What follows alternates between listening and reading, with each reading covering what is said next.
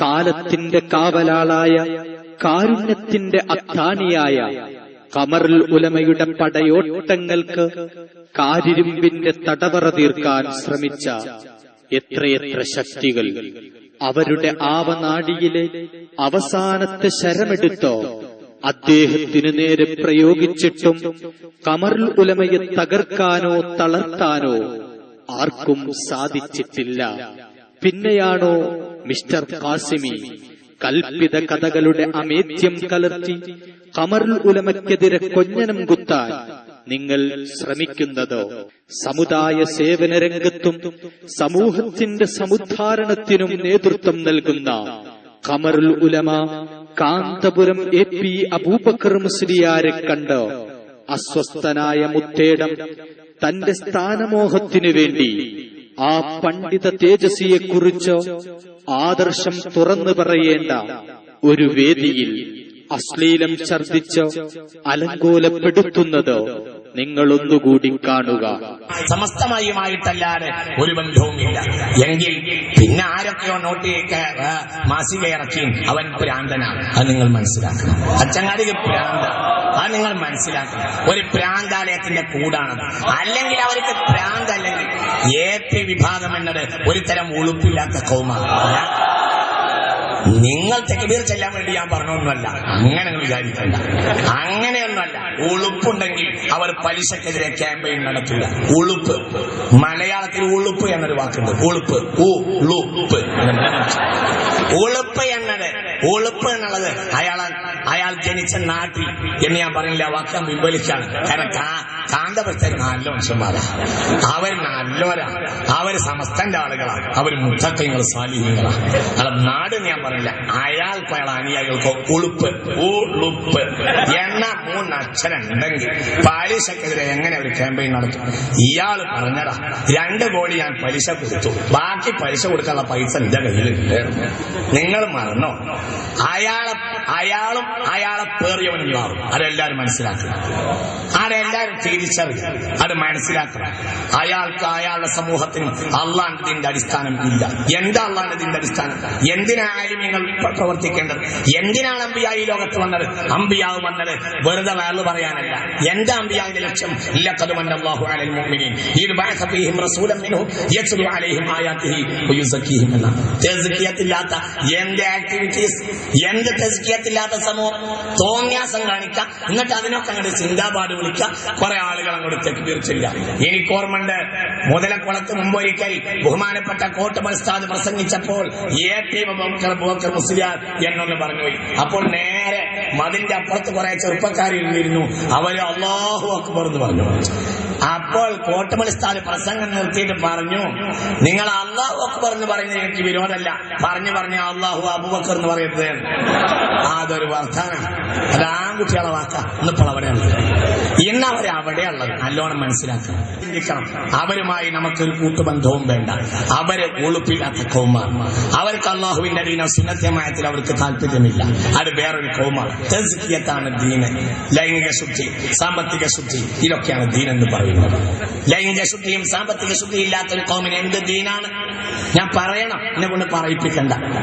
അതൊന്നും ഞാൻ പറയുന്നില്ല. ഒരു മുഅ്മിനായ മനുഷ്യന് ഏറ്റവും പ്രധാനമായി ഉണ്ട് 2 ശുദ്ധിയാണ്. ഒന്ന് ലൈംഗിക ശുദ്ധി, ഒന്ന് സാമ്പത്തിക ശുദ്ധി. അതില്ലാത്ത മാസനത്തിൻ റാത്തു നബി എന്ന മുസ്തഫ നബി പറഞ്ഞു. അതൊക്കെ വാർത്താനാ, അതൊക്കെ വാക്കാ, തോന്നിയത് വിളിച്ചു പറയല്ല.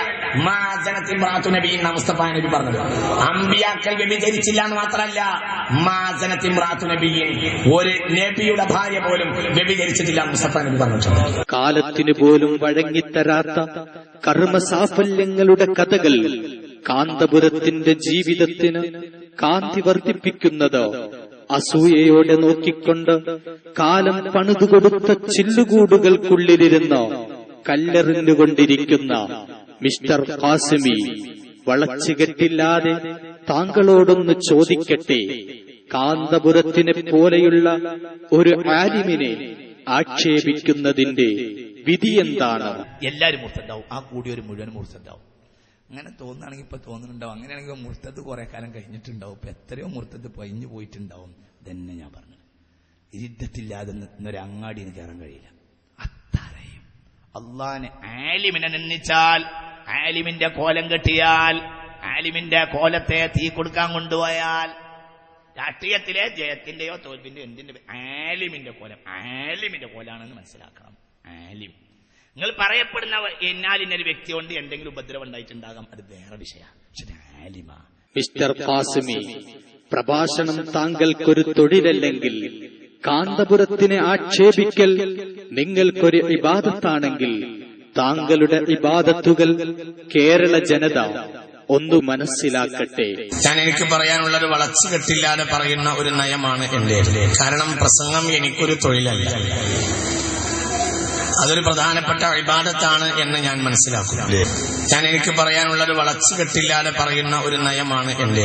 കാരണം പ്രസംഗം എനിക്കൊരു തൊഴിലല്ല, അതൊരു പ്രധാനപ്പെട്ട ഇബാദത്താണ് എന്ന് ഞാൻ മനസ്സിലാക്കുന്നു. ഇനി ഖുർആൻ പ്രഭാഷകന്റെ ഇബാദത്തുകൾ ഓരോന്നായി നമുക്ക് പരിചയപ്പെടാം. എപി വിഭാഗം എന്നത് ഒരു തരം ഉളുപ്പില്ലാത്ത കൗമാണ്. നിങ്ങൾ തെക്കുബീർ ചെല്ലാൻ വേണ്ടി ഞാൻ പറഞ്ഞൊന്നുമല്ല, അങ്ങനെ വിചാരിക്കണ്ട. അങ്ങനെയൊന്നുമല്ല. ഉളുപ്പുണ്ടെങ്കിൽ അവർ പലിശക്കെതിരെ ക്യാമ്പയിൻ നടത്തില്ല. ഉളുപ്പ്, മലയാളത്തിൽ ഉളുപ്പ് എന്നൊരു വാക്കുണ്ട്. ഉളുപ്പ്, ഉളുപ്പ്. അയാൾക്കോ അയാൾ അനുയായികൾക്കോ ഉളുപ്പ്, ഉളുപ്പ് എന്ന 3 അക്ഷരം ഉണ്ടെങ്കിൽ. ഖാസിമി, പ്രഭാഷണ വേദികളിൽ താങ്കൾ മുമ്പ് പറഞ്ഞത് മറന്നുപോയോ? ആരെയെങ്കിലും വ്യക്തിപരമായി ആക്ഷേപിക്കുക എന്റെ രീതിയല്ല. ആരെയെങ്കിലും വ്യക്തിപരമായി ആക്ഷേപിക്കുക എന്റെ രീതിയല്ല. ആരെയെങ്കിലും വ്യക്തിപരമായി ആക്ഷേപിക്കുക എന്റെ രീതിയല്ല. മിസ്റ്റർ ഖാസിമി, താങ്കളുടെ ഇബാദത്ത് പണ്ഡിതന്മാരെ ആക്ഷേപിക്കലാണെന്നോ കേരള ജനത മനസ്സിലാക്കി. ഒരു പണ്ഡിതനെയും ആ പണ്ഡിതന്റെ ലക്ഷക്കണക്കിന് അനുയായികളെയും ഉളുപ്പില്ലാത്തവരാണെന്ന് പറയാൻ ഏത് ഖുർആനായത്താണോ താങ്കളുടെ കൈവശം ഉള്ളത്?